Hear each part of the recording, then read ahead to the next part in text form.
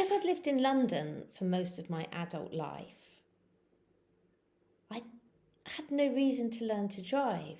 And then when I got the Teletubbies job and I was living in the middle of nowhere English countryside and having to commute backwards and forwards every week, it became necessary.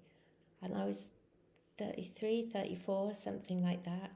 And my dad, after I passed my test, my dad said, "Oh, I've got this old Vauxhall Carlton of your Uncle Bob's I've been looking after for a bit. Do you want to drive that around for a while? You'll have to give it back if I find a seller, but I haven't been able to so far."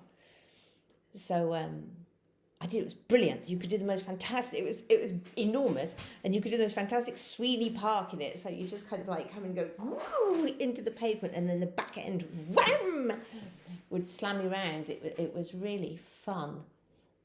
Fabulous turning circle as well for a big car. I really loved it.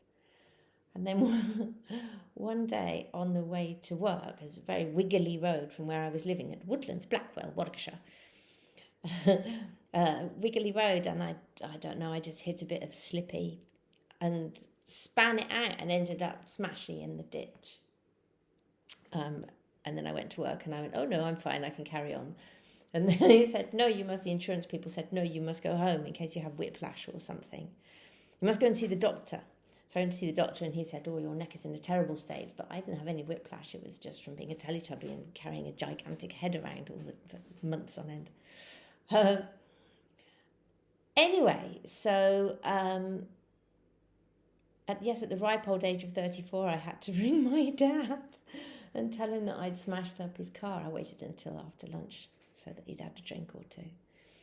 And he was surprisingly fine about it, and I couldn't understand. And then later on, it transpired that he'd gone to the garage who had towed it away, and the guy in charge of the garage had given him a real bollocking for giving me that particular car, because it transpired he had the rear of the car lifted up, the suspension lifted, to, in his words, to get as racy a drive at 40 as you would ordinarily do at 80.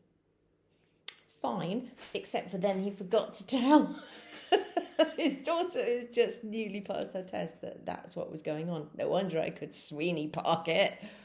Yeah, a lot of fun. Just wish I'd known. Anyway, to compensate for that, he got me the second-hand Corsa, the mighty Corsa, which could drive into any motherfucker and come off best.